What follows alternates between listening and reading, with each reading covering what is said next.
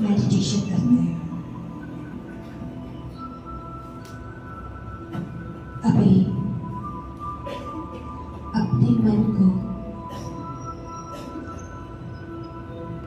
संसार की बाह्य बातों से समेट लीजिए और अकेले हो जाए। एकांत में महसूस करें स्वयं को।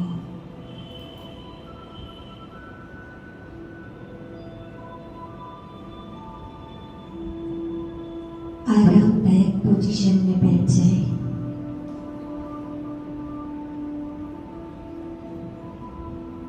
कोई तनाव नहीं, कोई चिंता नहीं। चेहरे पर प्रसन्नता का भाव हो।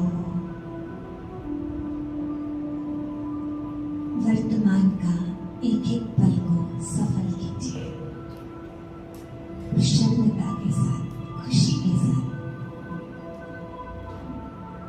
आहा, कितना सुखद शांतमय वातावरण है। सर्वप्रथम अपने दोनों पांव को बिल्कुल हल्का छोड़ दीजिए, हल्का।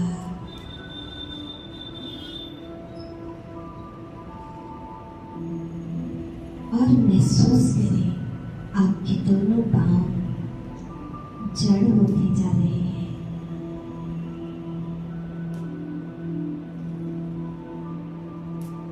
पांव में फैली चेतना को खींच लीजिए ऊपर की ओर और जड़ होने दीजिए कमर से नीचे के हिस्से को। ऐसा लगे जैसे कि नीचे जान ही नहीं है। जड़ होता जा रहा है कमर से नीचे का हिस्सा।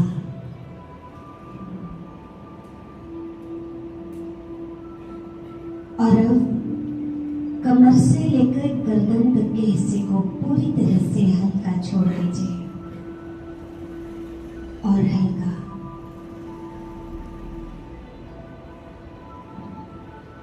और हल्का।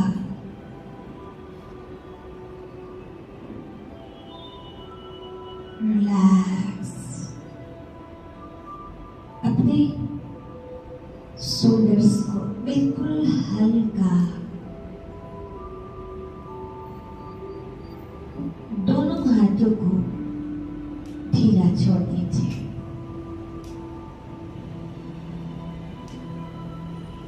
अपनी हथेलियों को, अंगुलियों को महसूस करें कि शांत हो रहे हैं। बिल्कुल ढीला छोड़ दीजिए। अब ये हाथ ऐसे लग रहे हैं जैसे रुई की तरह हल्के हो गए हैं। लगता है जैसे इनमें जान ही नहीं है और हल्के होते जा रहे हैं। रिलैक्स। और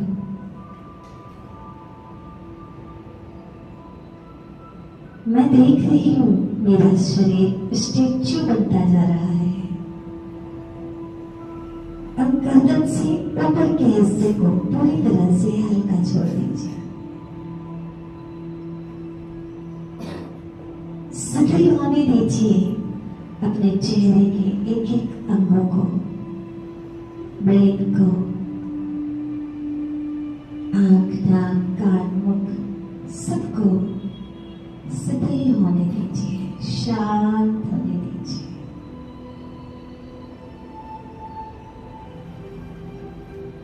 ऐसे फील करें कि मेरा ब्रेन, अंदर की एक एक सेल्स रिलैक्स होते जा रहे हैं, शांत होते जा रहे हैं। अपने मस्तक को हल्का छोड़ दें, ढीला। एक भी चिंता की रेखा न हो मस्तक पर। और आंखों की पलकों को एकदम ढीला छोड़ दीजिए, ताकत नहीं लगाइए, हल्का छोड़ दीजिए, कोई प्रेशर नहीं, रिलैक्स। और चेहरे पर प्यारी सी मुस्कान निरंतर बनाए रखिए। मेडिटेशन में, ध्यान में आपको ये मुस्कान बेहद मदद करेगी। चेहरे पर मुस्कान होना बहुत जरूरी है, इसलिए निरंतर मुस्कुराहट बनाए रखिए और बहुत ही आनंदित अवस्था में बैठिए। रिलैक्स। अब फील करें सिर से पांव तक का हिस्सा शांत हो गया है। अब तो हिलने डुलने का मन ही नहीं कर रहा है।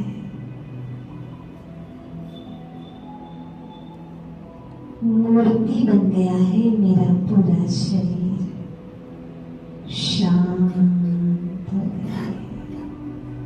अब आ जाइए अंदर, अंतर जगत में अंतर्मुखी हो जाइए, प्रवेश करिए अंदर।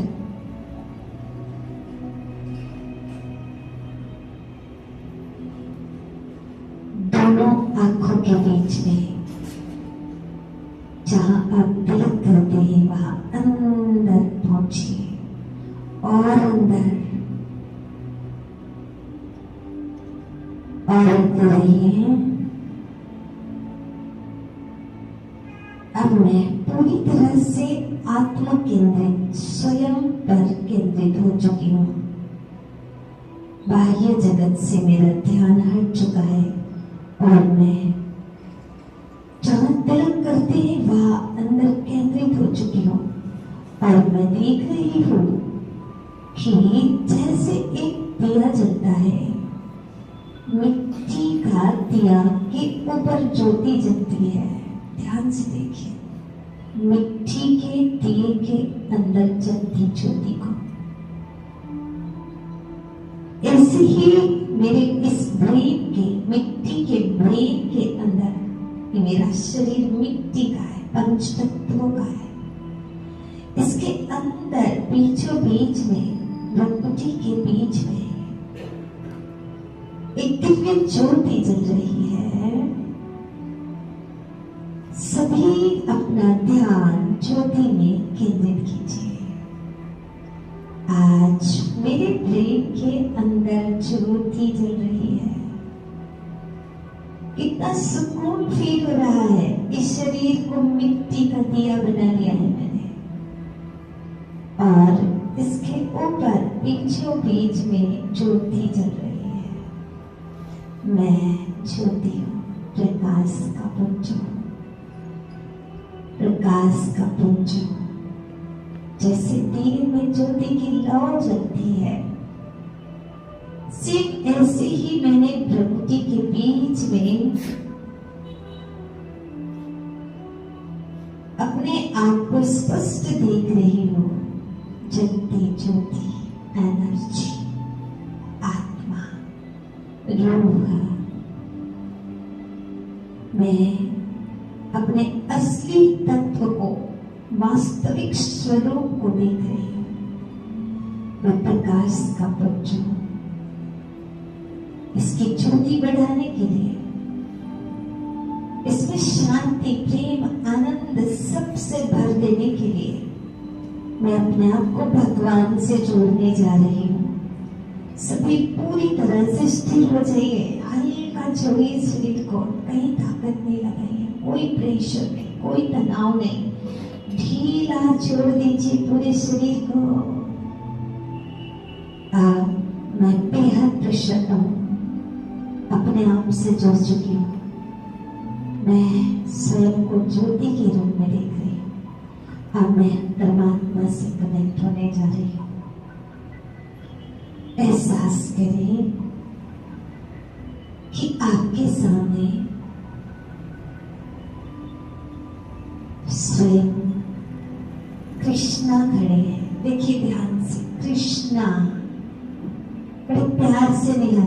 कृष्णा बड़े सुंदर स्वरूप में मेरे सामने आकर खड़े हो गए और मैं देख रही हूँ कृष्णा के मस्तिष्क में महाज्योति दिखाई दे रही है। महाज्योति, पार ब्रह्म परमेश्वर, इस पूरे ब्रह्मांड के मालिक, एक ओंकार निराकार, गॉड इज लाइट, महाज्योति, प्रकाश स्वरूप, नूर उनके मस्तिष्क में देखिए, बहुत तेज प्रकाश है।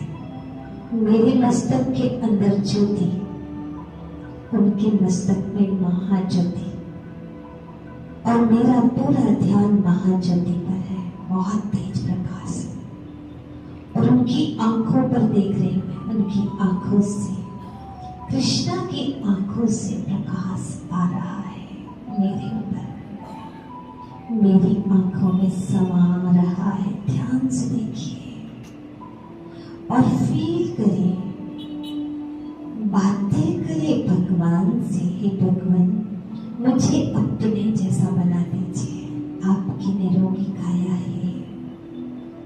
हे कृष्णा, जैसे आप निरोगी हैं, सर्वांग सुंदर है, सर्वगुण संपन्न, 16 कला संपूर्ण है, ऐसे मुझे भी अपने जैसा बना दीजिए। उनके मस्तक पर महाज्योति से बात कीजिए। हे प्रभु, हे भगवान, आप मुझे अपने समान बनाइए, मुझे चार्ज कर दीजिए और चाहे 2 मिनट के लिए पूरी तरह से कनेक्ट हो जाइए और उनकी आंखों से आने वाली ऊर्जा किरणों को स्वयं में भरते जाइए। अपने जैसा बना दीजिए मुझे। उनकी सारी शक्तियां, प्रकाश, सब कुछ मेरे अंदर समा रहा है। इस शरीर के भान को भूल जाइए और पूर्ण रूपेण समर्पित होकर के निहारिए कृष्ण की आंखों में महाज्योति के दर्शन कीजिए, पार ब्रह्म परमेश्वर का दर्शन कीजिए।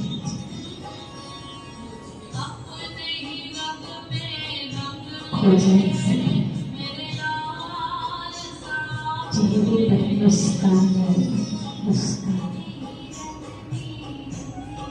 और मुस्कुराते निहारते अपने पन्नों महाज्योति को।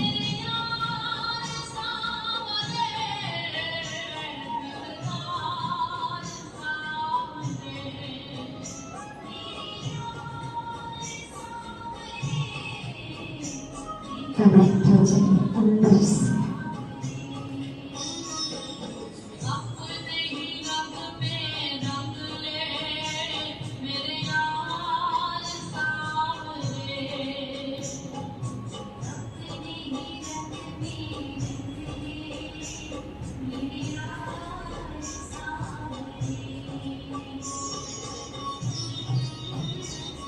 महसूस करें सारी शक्तियां अब मेरे अंदर ट्रांसफर हो रही है।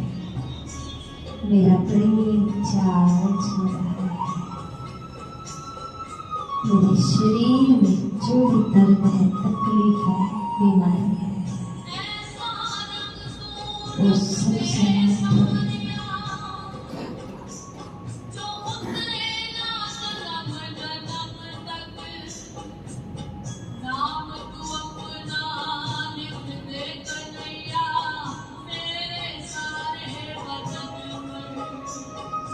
आपके जैसा निरोगी बना दीजिए।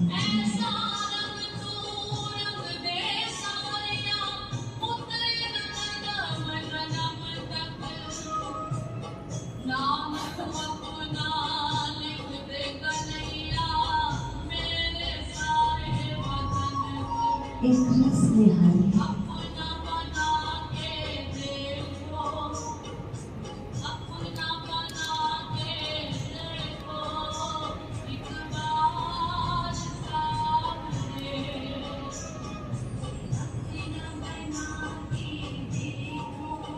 मेरे रूम में ईश्वरी शक्तियां समाई है और खास उन अंगों पर कीजिए शक्तियों को जहाँ बीमारी हो, जहाँ ब्लॉकेज, फोर्सफुली शक्तियां आ रही है, मेरे रोम भी समा रही है और ये दर्द गायब होता जा रहा है, अंदर का कष्ट गायब होता जा रहा है, मेरे मन का रोग समाप्त हो रहा है, चिंता, तनाव, खुशियां बढ़ती जा रही है, मैं खुश हूँ। और उन्होंने अपना दाहिना हाथ मेरे सिर पर रख दिया है। सभी फील करें, कृष्णा का हाथ आपके सिर पर है और ऐसे एहसास करें मैं भगवान का सबसे प्यारा बच्चा, भगवान की वरदानों का हाथ मेरे सिर पर है और सफलता मेरा जन्म सिद्ध अधिकार है। फील करें मैं सफल हो ही जाऊं, मैं जहां जाऊंगी वहां सफल हूं। इस संपूर्ण बीमारियों पर मैं विजय प्राप्त कर सकता हूं। मेरे रिश्ते सुधरने लगे, सब कुछ अब ठीक होने वाला है। खुश हो जाइए अंदर से और गहरी सांस भरिए, अंदर गहरी सांस और छोड़ते हुए ओम की ध्वनि करेंगे।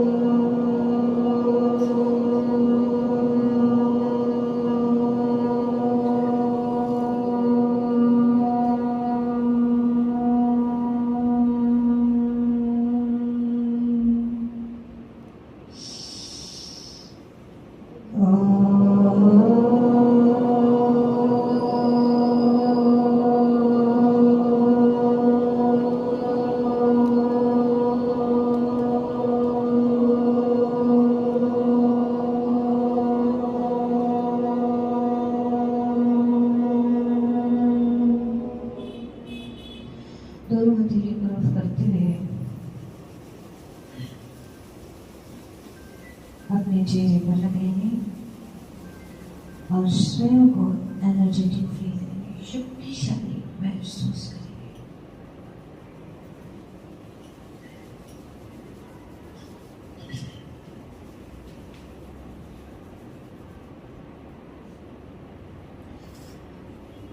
ओम शांति।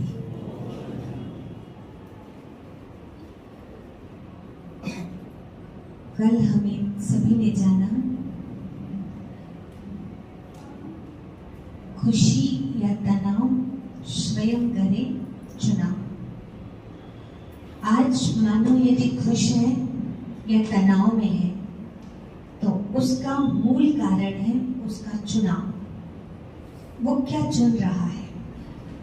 जैसे पांचों पांडवों के जीवन में दुख था, समस्याएं थी, परेशानियां थी शुरुआत में, लेकिन उस समस्या तनाव की स्थिति में उन्होंने जो चुनाव किया वो गजब का था। उनके पास भी एक ऐसी समस्या आई जो हम सब के जीवन में उतनी अधिक समस्याएं नहीं है।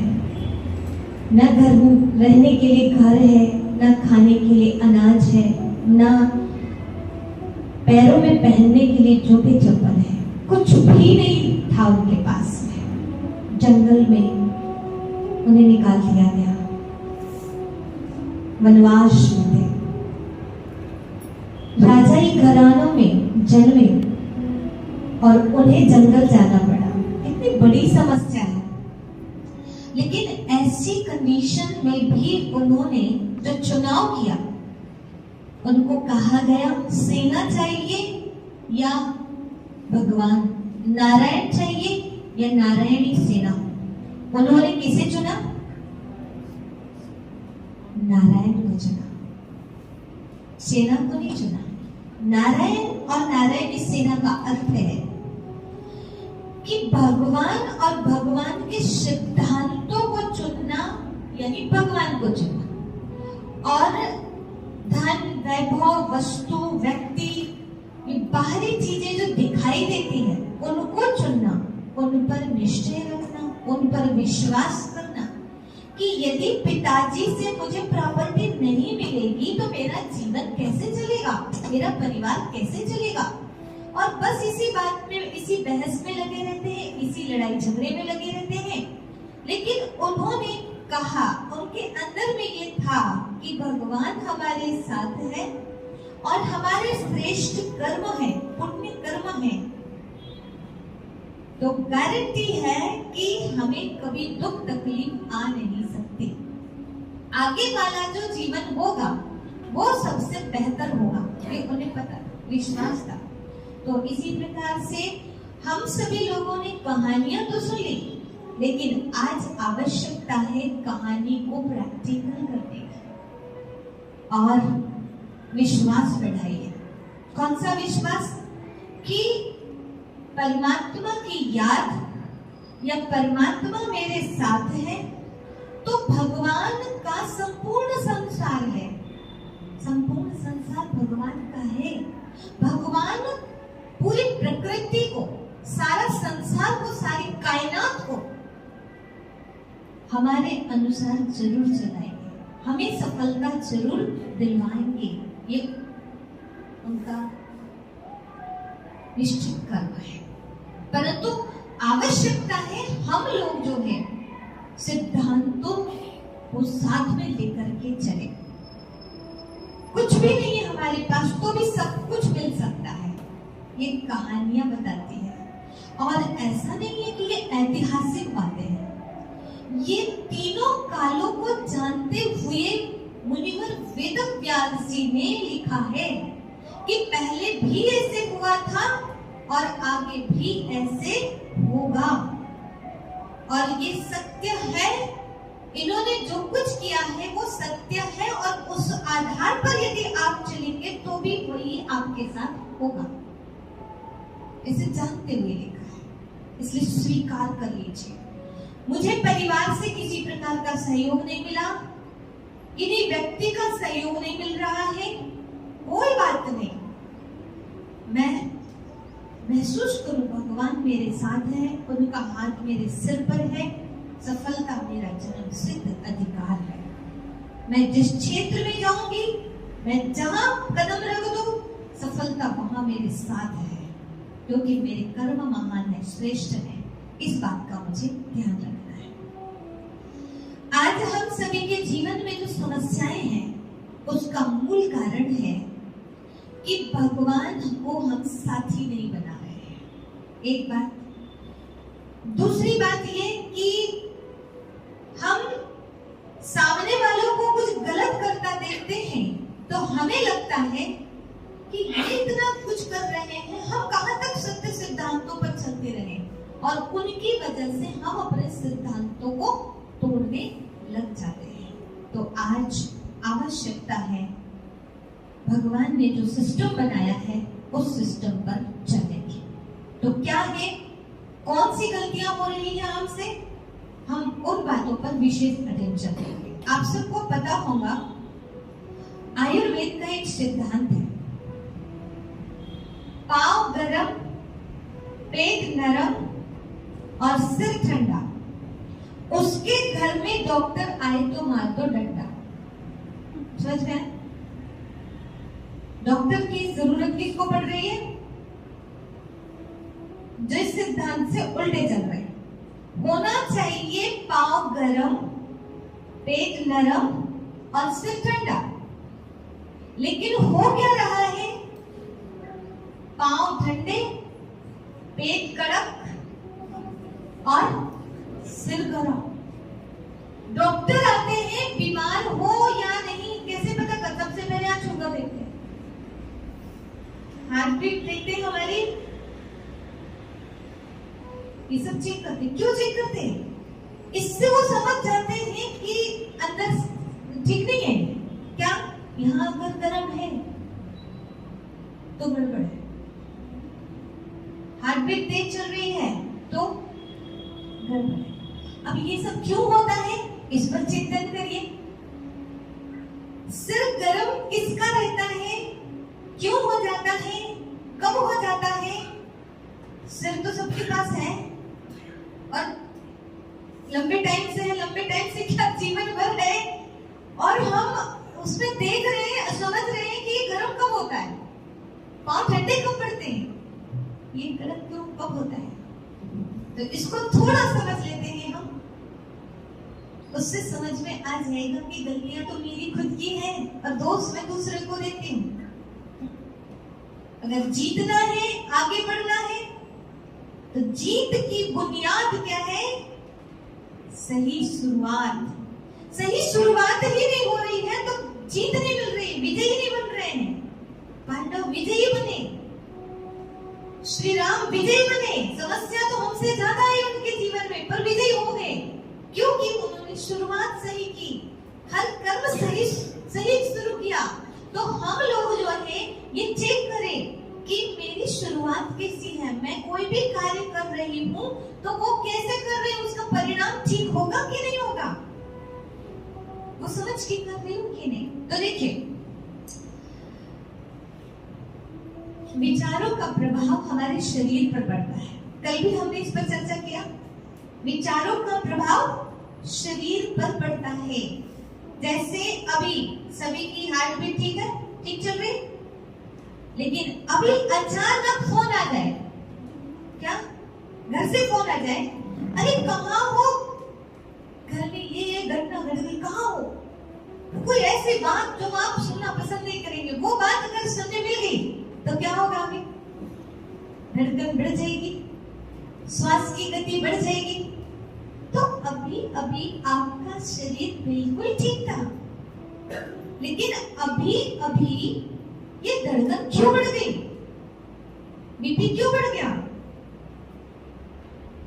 कहां से बढ़ा? प्रॉब्लम कहां से?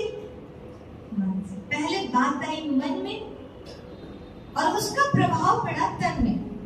हमारा जो नर्वस सिस्टम है, सिर से लेके पांव तक, ये समझ लीजिए 2 सेल्स हैं, 2 तार है, समझो सहज भाषा।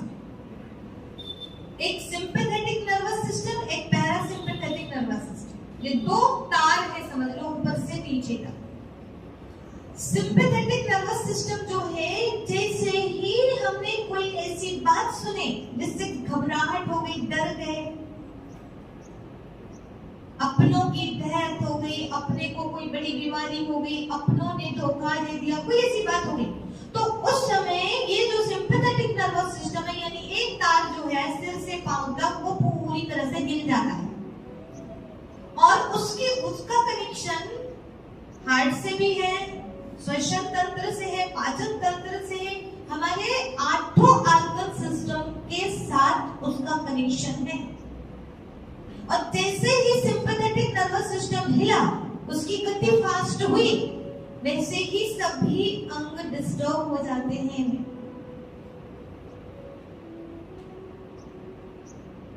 यानी अगर इन अंगों को ठीक ठाक रखना है तो उसके लिए मुझे क्या करना पड़ेगा? क्या करना पड़ेगा? मन को शांत रखना पड़ेगा। अच्छा, ये तो कह नहीं सकते कि मेरे घर में किसी की डेथ ना हो, किसी को बड़ी बीमारी ना हो, कोई समस्या ना आए,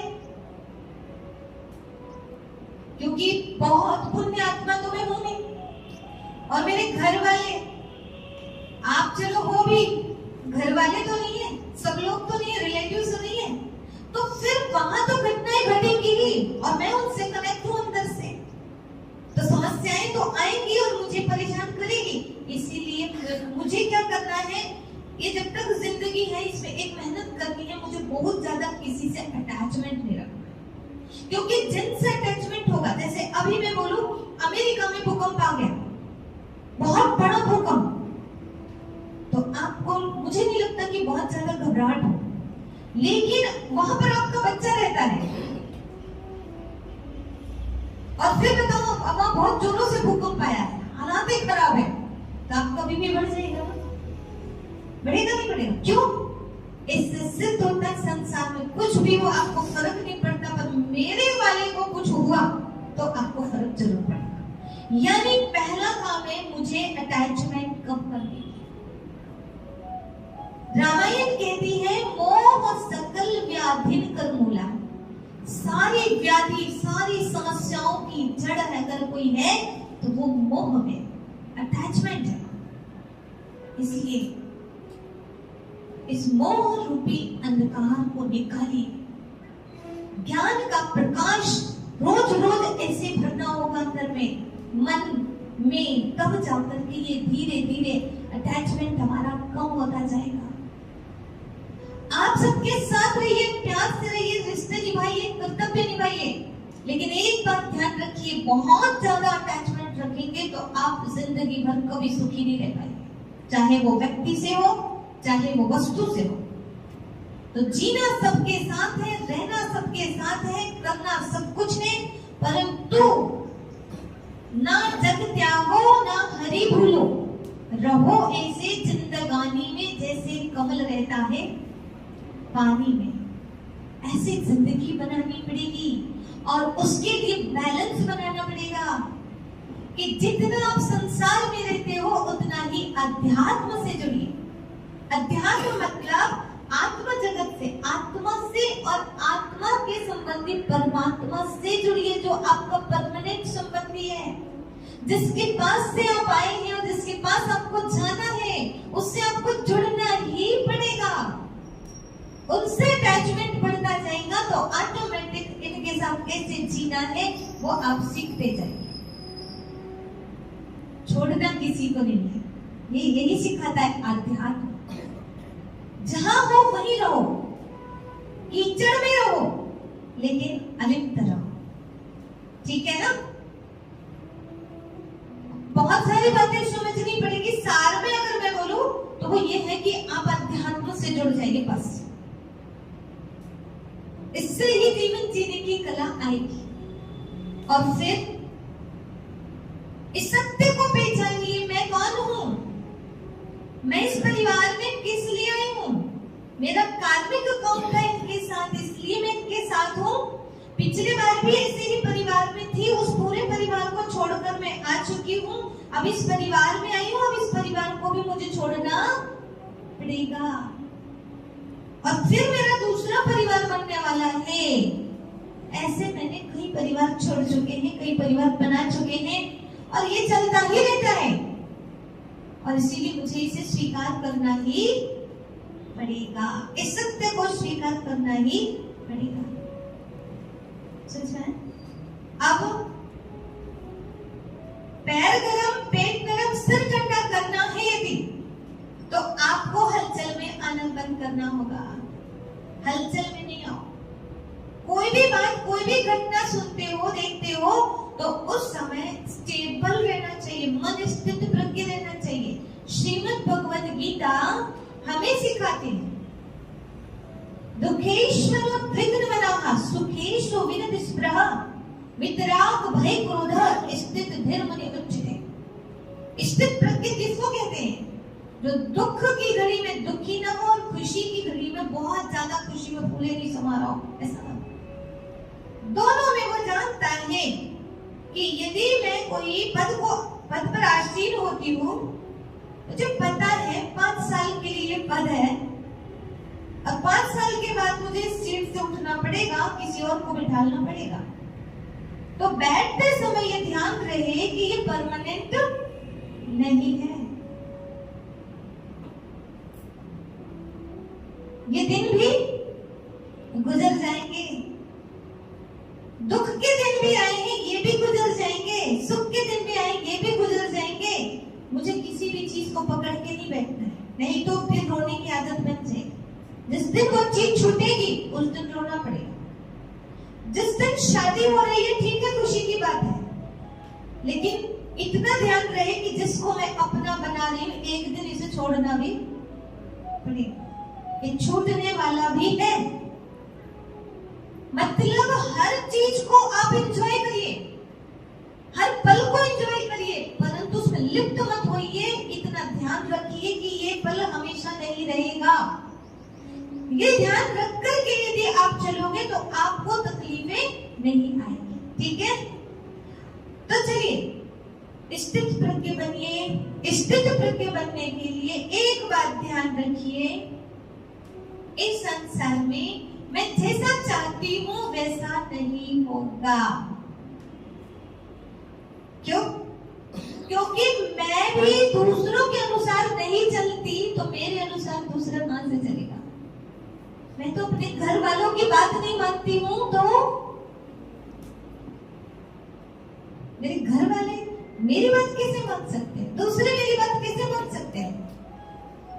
जब मुझे कोई कहता है कि ऐसे नहीं ऐसे करो, तो क्या ज्यादा ज्ञान मत बताओ। हमारे पास भी दिमाग है, बुद्धि है, बोलते कि नहीं बोलते? जब मेरे पास बुद्धि है तो उसके पास भी बुद्धि है। मैं दूसरों को अपने अनुसार चलाना ना चाहूं तो बेहतर है। ठीक है, अगर तनाव मुक्त रहना है, खुशियों भरी जिंदगी जीनी है, तो मैं जो चाहूं जैसे चाहूं वैसा नहीं होगा। ये जिद को छोड़िए कि मैं जो चाहूं वही हो, मैं जो ना चाहूं कदापि ना हो। ठीक है, लेकिन क्या करना है? जैसी भी कंडीशन है मैं उसे स्वीकार करने के लिए तैयार हूं। तो तैयार है तो हाथ उठाइए सभी। आप तैयार है? जैसी पत्नी मिली, जैसे बच्चे मिले, मुझे स्वीकार है। जैसी बहू मिली मुझे स्वीकार है, जो कहते हो हाथ उठाइए। अच्छे से उठाइए, खुशी से होगा कुछ साथ। आधा आधा क्यों, पूरा उठाइए। किस लिए हाथ उठाया याद है आपको? उठाते हुए बोलिए, किस लिए उठाया आपने? हाँ, कि जो है जैसे है सब हमें स्वीकार है। बोलिए सभी, जो है जैसे है सब हमें स्वीकार है। पक्का पक्का? तो चलिए, आप तो प्रॉब्लम खत्म। यह नहीं आज सुनने मिल जाएगी बड़ी बीमारी आ गई, क्या करेंगे? नर्वस सिस्टम को हिला देंगे? नहीं नहीं नहीं, ठीक है, किए हैं तो भोगना तो पड़ेगा। ठीक है, हमने किसी को तकलीफ दिए थे तो वो तो हमें तकलीफ देगा, ऐसे स्वीकार करना ही होगा। अच्छा, हमेशा चाहते हैं मेरा सिर ठंडा रहे, तो पहली पॉइंट यही है कि हर घड़ी को एंजॉय करिए, जैसा है वैसा स्वीकार करिए। ठीक है, 8 बजे तक सोकर उठ रही है बहू, तो आपने तो शादी के वक्त, बच्चे की शादी के वक्त सोचा था।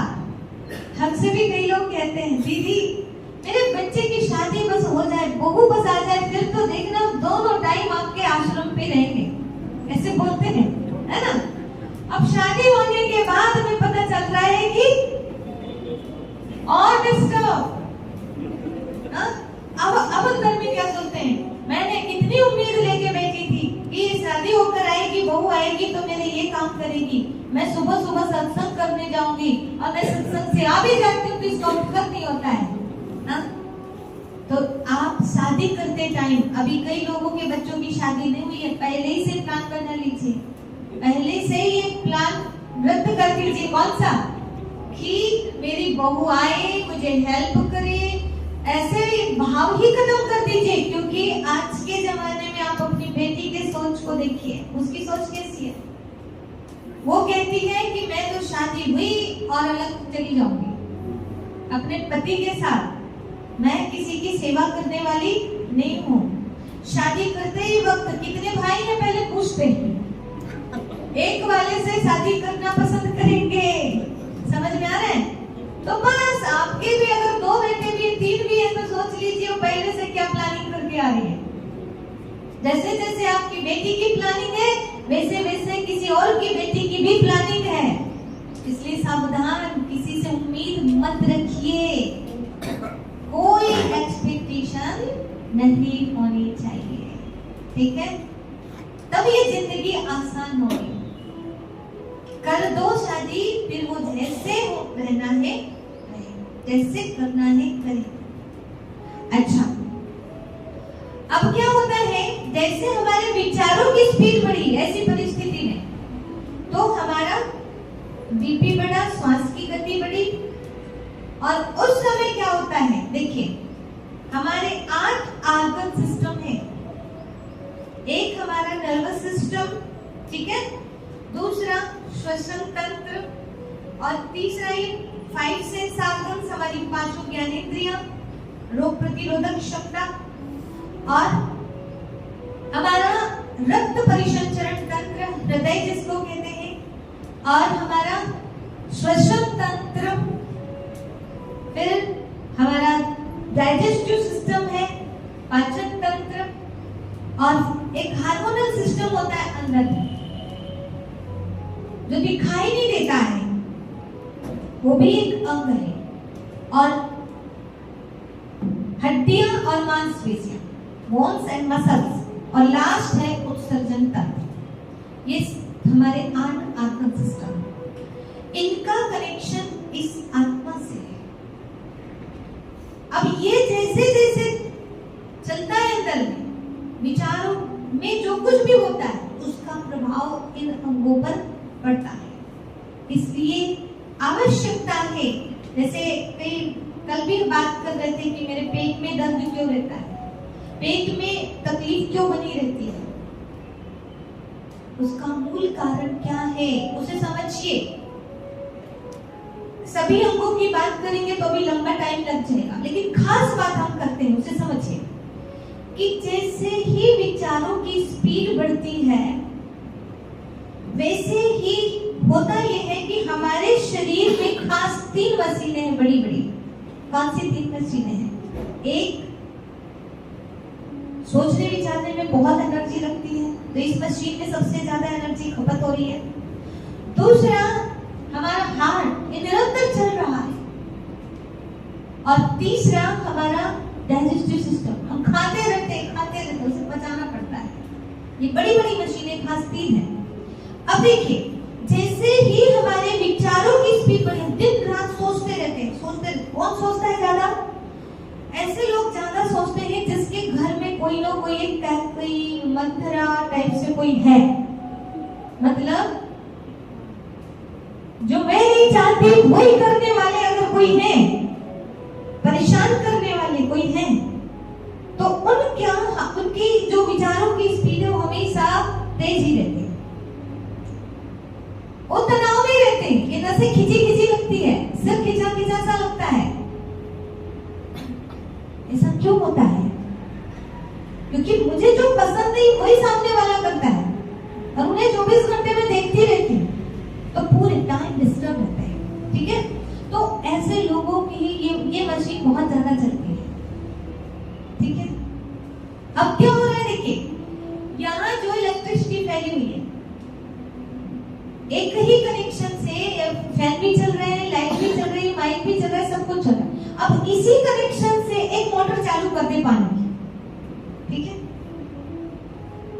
बड़ी मोटर चालू कर दी, जैसे ही वहां पानी की मोटर चालू हुई तो इधर क्या होगा? यहाँ पर जो हैलोजन चल रहा है, लाइट बल्ब चल रहा है, उसमें कुछ फर्क आएगा? क्या होगा? इसका वोल्टेज वो खींच ले और यहाँ वोल्टेज कम हो जाएगा, होगा कि नहीं होगा? कौन सी मशीन ने खींच लिया? पानी की मशीन ने खींच लिया, यहाँ वोल्टेज कम हो गया। सेम ऐसी हालत है इधर की। ध्यान से समझिए कि ये जो मशीन है हमारी ब्रेन, मन मस्तिष्क, ये इतना फास्ट काम कर रहा है, बहुत ज्यादा सोच रहे हैं, ऐसा क्यों किया मेरे साथ, ये ऐसा क्यों होता है, पता को भी गाली दे, जब कोई नहीं मिलेगा गाली देने के लिए, दोषारोपण के लिए, तब फिर उसको बोलेंगे। उसे भी शर्म नहीं आई, मेरे जवान बेटे को ले लिया उन्होंने, ये हो गई तरह की बातें। अब ये जब चलता रहेगा दिन रात, तो क्या हो रहा है, यहाँ का वोल्टेज, डाइजेस्टिव सिस्टम का वोल्टेज कम हो गया। अब ये वोल्टेज कम हो गया तो क्या होगा, क्या होगा, भोजन तो कर ही रहे, वो तो बंद नहीं हो रहा हमारा, तो वोल्टेज कम हो गया तो फिर पाचन तंत्र गड़बड़, अब पच नहीं रहा है, तो क्या हो रहा है, जब भोजन पचता नहीं है, देखो यहाँ जठराग्नि होती है ना, इधर भोजन गया और तेज अग्नि प्रज्वलित होनी चाहिए जठराग्नि, लेकिन अब तेज इसलिए नहीं है क्योंकि वहां पर वोल्टेज कम हो गया, और वोल्टेज कम होने से जठराग्नि जो है वो धीमी हो गई है, और उस कारण जो भोजन जा रहा है वो पच नहीं रहा है, तो क्या हो रहा है, सड़ रहा है। पचता नहीं तो क्या होता है, सड़ता है, और पचता है तो खून बनता है, वही भोजन एनर्जी बनाता है, और सड़ता है तो गैस बनाता है। सच में जो ज्यादा सोचते हैं, ज्यादा तनाव में रहते हैं, उनको ज्यादा गैस बनती है, एसिडिटी ज्यादा बनती है, और पेट उनका कड़क रहता है, हमेशा नरम नहीं होता है। और आयुर्वेद का सिद्धांत कहता है पांव गरम पेट नरम, सिर ठंडा होना चाहिए। अब इनका पेट कड़क है और सिर गरम क्यों है, सिर क्योंकि ये वाली मशीन ज्यादा चल रही, कोई भी मशीन ज्यादा चलेगी उसको छू के देखना क्या होगा, गरम होगी। तो जिसका भी मस्तिष्क सिर गरम रहता है उसका कारण क्या है, ये दिन रात जो है इनकी मशीन चालू है, सोते हुए भी सपने देखते रहते हैं, बंद ही नहीं हो रहा है, और ये गर्म है, और इस कारण इधर वोल्टेज कम है, और वोल्टेज कम है इसलिए पाचन ठीक से नहीं हो रहा है, पाचन नहीं हो रहा है तो सड़ रहा है तो वहाँ गैस ने जगह ले ली है, इसलिए पेट हमेशा कड़क रहता है, पेट में तकलीफ बनी रहती है, और सिर भारी रहता है। सोच जाएंगे जिसके पेट में एसिडिटी है तो यहाँ क्या होगा, सिर भारी रहेगा कि नहीं रहेगा, वो ठीक से जी नहीं पाएंगे। तो सार क्या समझ में आया, सार क्या समझ में आया, ये मशीन को कम चलाइए, ये मशीन को कम चलाइए, पाचन तंत्र को अच्छा वोल्टेज चाहिए, ठीक है, और इसको कम कैसे चलाएं, बच्चे अलग परेशान, बेटे वो अलग परेशान, वो अलग, ये समस्याएं देखो दिन रात लगी पड़ी है। आपको क्या है, अभी आप ऐसे बोलेंगे ना, वहां बैठकर भाषण करना ना आसान है, लेकिन हमारे घर की कंडीशन में रहोगे ना तो आपको भी समझ में आ जाएगा, यही बोलेंगे ना, ऐसे ही बोलते हैं, लेकिन ऐसा कुछ भी नहीं है, समस्याएं हर किसी व्यक्ति के जीवन में है। मौत बुढ़ापा आपदा सब काहू को होए, और ज्ञानी काटे ज्ञान से मूर्ख काटे रोए। समझ में, हर किसी को मौत बुढ़ापा आपदा आती है, लेकिन ज्ञानी काटे ज्ञान से मूर्ख काटे रोए। एक रोग के निपटाता है और एक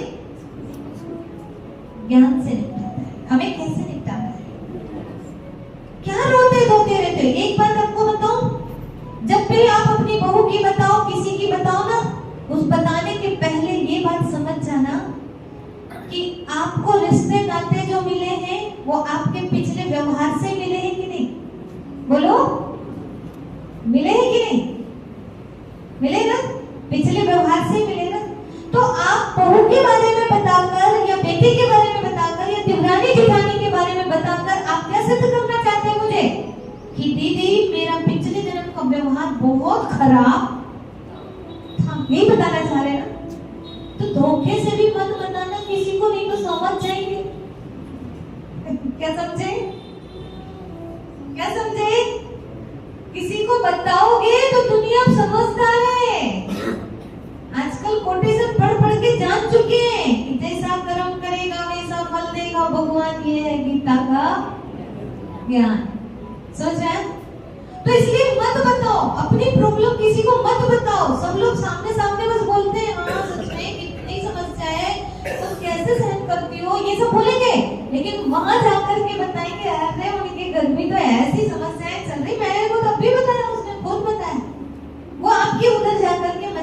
उड़ाएंगे, हंसी उड़ाएंगे। आपने अपनी बहू की बताए ना तो वो फिर उधर जाके मजाक उड़ाएंगे। इससे बेहतर है ना कोई बहू बताए बाहर अपने घर की बात, ना सास बताए बाहर। अरे वहां बताओ जहाँ समस्या का समाधान होता है। और कचरा क्यों फैला रहे हो? वो समस्या बढ़ेगी। वो आपकी बहू को पता चल जाए कि आपने उनको बताया था, फिर और लड़ेगी वो। और वो कोई नहीं छोड़ने वाला। जब अपनी बहू की आप नहीं छोड़ते हो तो वो क्यों छोड़ेगा आपके घर की बात? सही है ना? इसलिए अपनी समस्याओं का वर्णन करना बंद करें, बहुत ज्यादा बोलना कम करें, शांत रहें। और सिर को कैसे रखना है? ठंडा, रिलैक्स। और वो कब होगा? मुस्कुराएंगे। देखिए निगेटिविटी बिल्कुल नहीं आएगी, व्यर्थ संकल्प बिल्कुल नहीं आएंगे। कल मैंने बोला था ना, आपको छुट्टी दिया था ना कि आप बुरा सोचिए, दुश्मन को सामने लाइए, बुरा सोचिए, बोला था ना। आपने सोच पाए? कब नहीं सोच पाए थे? जब मुस्कुराते हैं। तो मुस्कुराइए सभी, मुस्कुराइए। अब अंदर से दिल से बताइए, क्या सच में आपकी बहू खराब है, बेटे खराब है, साइड वाले खराब है, पड़ोसी खराब है? कोई खराब है? कोई नहीं है। आपके ही वजह से उनको ऐसा करना पड़ रहा है। ठीक है, तो क्या किया जाए? राम जी को जब उनकी कैकेयी माँ ने, ये तो दुनिया कहती मंथरा ने कैकेयी निकाला, जब उन्हें निकाल दिया वहां जाकर के, जब वापस भी आ गए, सबसे पहले किसके पास गए? वो उन्हीं के रूम पे गए। सब कहने लगे, अरे अपनी कौशल्या माँ के पास जाओ ना, क्या उसके पास जाते हो? तो कहा नहीं, यही वो माँ है जिसने हमें राम से भगवान राम की उपाधि दिला दी है, नहीं तो हमें कौन जानता। समझ गए? वही लोग अच्छे हैं जो हमारे लिए समस्या का कारण बनते हैं, वही अच्छे हैं। बाकी लोग तो हमको बिगाड़ने के निमित्त बनते हैं। ऐसे लोग ही सुधारने के निमित्त बनते हैं। क्या ऐसी सोच बना सकते हैं?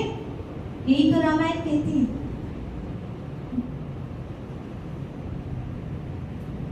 इसलिए उन सबका धन्यवाद करिए, उन सबको सम्मान की दृष्टि से देखिए जिनको अब तक आप गलत साबित कर रहे थे। कर सकते? तो आज हम सबके लिए अभी मंगल कामना करेंगे सभी। तो आज के लिए होमवर्क क्या है? कल हमने बोला था मुस्कुराना है, यहाँ तक मुस्कुराए सब। थोड़ी थोड़ी देर में ही मुस्कुराहट चली जाती। क्यों चली जाती? क्योंकि आदत ही नहीं, मुस्कुराने की आदत ही नहीं है। अब आदत बनाना है मुस्कुराने की, तो व्यर्थ सोचना बंद हो जाएगा। ये जो व्यर्थ सोचते ना, बुरा सोचते ना, वो सिस्टम ही पूरा लॉक हो जाता है मुस्कुराने से। तो क्या आप मुस्कुरा सकते हैं? हमेशा मुस्कुराइए, खुश रहिए। तो सभी मुस्कुराइए। और आज के लिए होमवर्क है कि आज के बाद दोषारोपण बंद कर दीजिए। कोई बुरा नहीं है। अब पेट को कैसे रखना है? नरम। पैर ठंडा कब होगा? जब दिमाग से कम चलेंगे, पैर गर्म होना चाहिए। पैर गर्म कब होगा?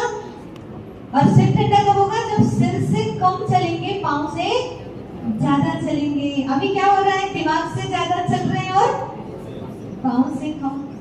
समझ में? तो इसलिए पहले बोला था, कल ही बोला, वॉकिंग करो, वॉक करो, सुबह सुबह चलते हुए आओ, तो इससे बहुत बड़ा फायदा होगा। आपके पेट का दर्द गायब हो जाएगा। पांव से ज्यादा चलो, ज्यादा से ज्यादा घरेलू कार्य करो, दूसरे को हेल्प करो। थोड़ा भी हेल्प करते दुआएं मिलती है। ठीक है ना?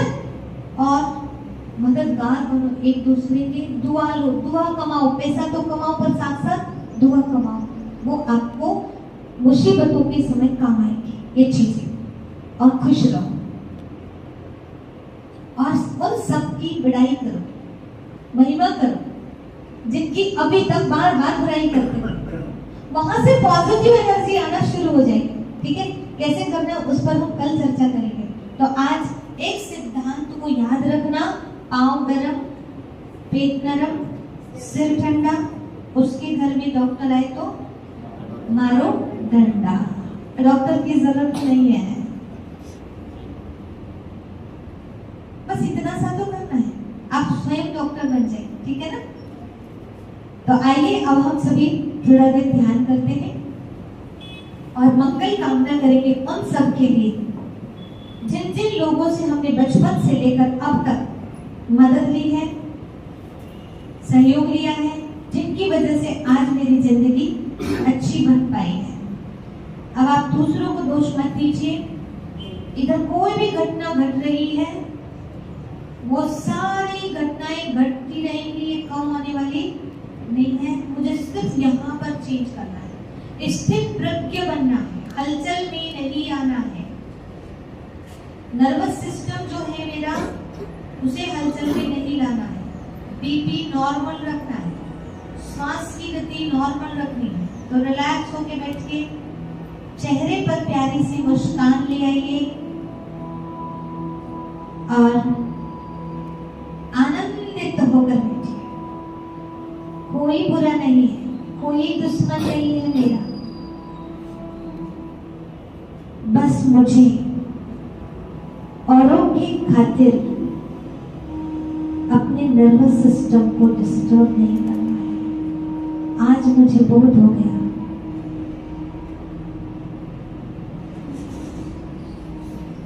गलती कोई और कर रहा है और उसका परिणाम मैं भोग रही हूं।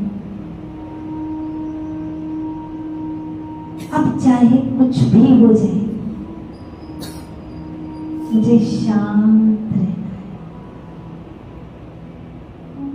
शांत रहना है। मैं शांत स्वरूप आत्मा हूं। मैं शांत स्वरूप आत्मा हूं। थोड़ी देर के लिए एकदम स्वतंत्र हो जाइए, पूरी दुनिया से, घर से, जिम्मेवारी से हल्के हो जाइए। न मैं किसी की, न कोई मेरा। स्वतंत्र होकर तो देखिए कितना सुकून है। अपने ब्रेन को रिलैक्स होने दीजिए। जो कार्य करना है जाकर करूंगी, अभी मैं यहाँ पर हूँ, इस पल को एंजॉय करूंगी। खुश हो जाइए, मस्तिष्क को हल्का छोड़िए और स्वीकार करिए, मेरे जीवन में जो भी समस्या है मेरी वजह से, इसका भागीदार कोई और नहीं है।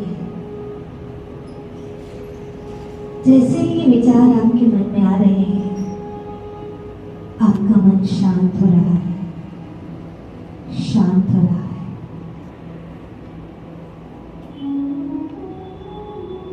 मैंने दुनिया को चलाने का ठेका नहीं लिया है। घर में भी जो मेरी मानता है, मैं उनको बस डायरेक्शन दे सकता।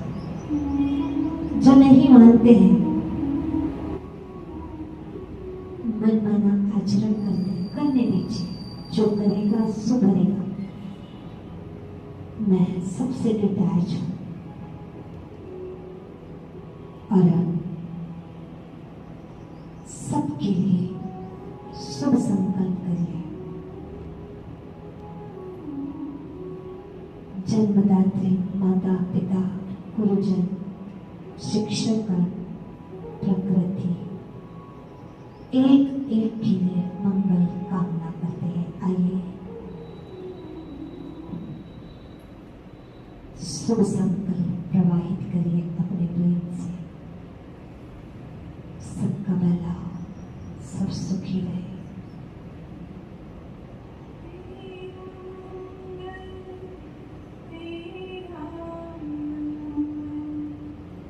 पॉजिटिव वाइब्रेशन फैलाइए, शांति की वाइब्रेशन फैलाइए।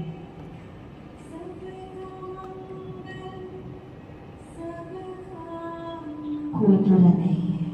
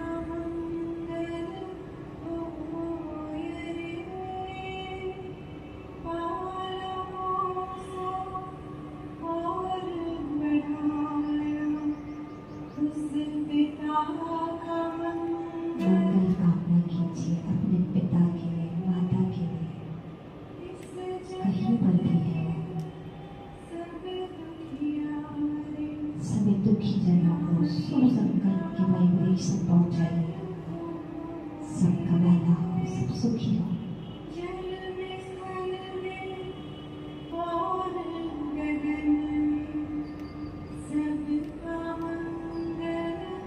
जितना मंगल कामना करते जाएंगे उतना वाइब्रेशन लौट कर मेरे तक आएंगे।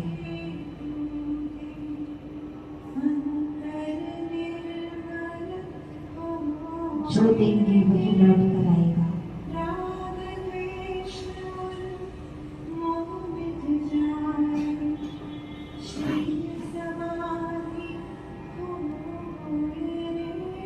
मैं प्रसन्न हूँ।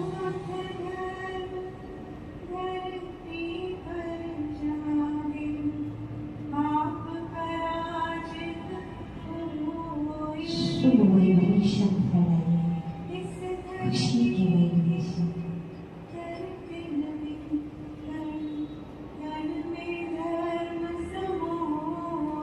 सब अच्छे होते जा रहे हैं।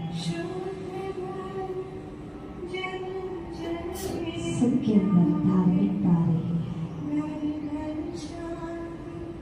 सबकी सोच पॉजिटिव हो रही है। सबके घर में शांति है।